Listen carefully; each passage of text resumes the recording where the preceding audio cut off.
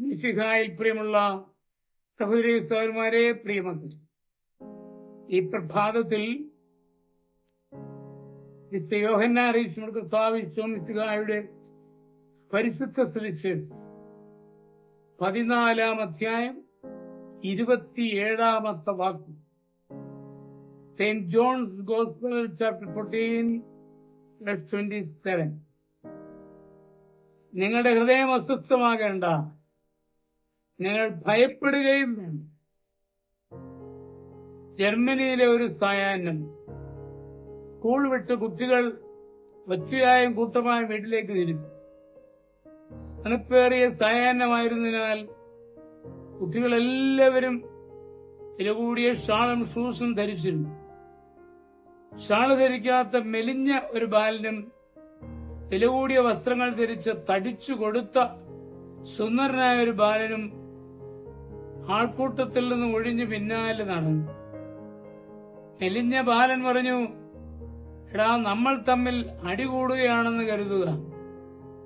എനിക്ക് നിഷ്പ്രയാസം നിന്നെ തോൽപ്പിക്കുവാൻ കഴിയും. അത് കേട്ട് മറ്റേ ബാലൻ പുഞ്ചിരിച്ചു. അത് ശരിയല്ല സുഹൃത്തെ. അവൻ പറഞ്ഞു, എങ്കിൽ നമുക്കൊന്ന് നോക്കാം. എനിക്ക് താല്പര്യമില്ല. തടിച്ച ബാലന് അടിപിടിയിൽ അല്പം പോലും താല്പര്യം തോന്നിയില്ല. എന്നാൽ മറ്റേ കുസൃതിക്കാരനാവട്ടെ കൂട്ടുകാരനൊരു ഇടിയെങ്കിലും കൊടുക്കണമെന്ന് ആഗ്രഹം. അതിശക്തിയായി അവൻ സ്നേഹിതന്റെ ചുമലിൽ ഇടിച്ചു. നല്ല വേദന തോന്നിയതുകൊണ്ട് തടിച്ച ബാലനും സാമാന്യം നന്നായി ഒന്നു കൊടുത്തു. തൽക്ഷണം മെലിഞ്ഞ ബാലൻ നിലംപൊത്തിപ്പോയി.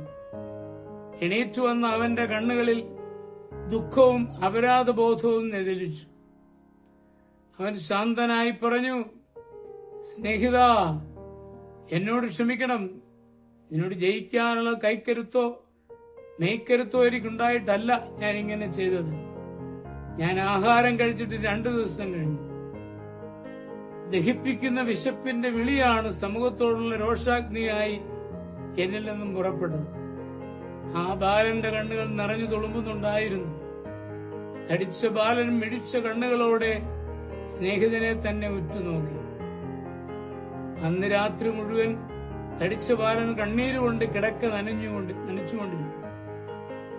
സമ്പന്നതയുടെ പടുമെട്ടതിൽ പിറന്നു വീണ അവന് അന്നു മുതൽ പാവങ്ങളോട് ദീനാനുകമ്പയായി. അവന് വേണ്ടി തന്റെ ജീവിതം മുഴുവൻ ഒഴിഞ്ഞുവെക്കുവാൻ അവൻ ദൃഢനിശ്ചയം ചെയ്തു. ആ തടിച്ച ബാലനാണ് പിൽക്കാലത്ത് ആതുര ശുശ്രൂഷയ്ക്ക് വേണ്ടി ആഫ്രിക്കയിലെത്തി അത്ഭുതം സൃഷ്ടിച്ച ആൽബർട്ട് ഷ്വൈറ്റ്സർ. അതേ വിശുദ്ധ ജെറോം പറയുന്നുണ്ട്, രക്തം ചിന്തിയുള്ള മരണം മാത്രമല്ല രക്തസാക്ഷിത്വം, കർത്താവിന് പ്രതിഷ്ഠിതമായ ആത്മാവിന്റെ ശരിയായ സേവനം അനുദിന രക്തസാക്ഷ്യമാണ്. തമ്പുരാനിൽ ആശ്രയിച്ചുകൊണ്ട് നാം ജീവിക്കുമ്പോൾ അത് നമുക്ക് വലിയ ശക്തിയായിട്ട് മാറുകയാണ്.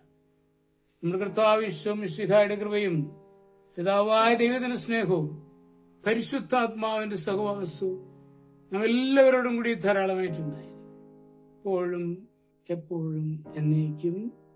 ആമേൻ.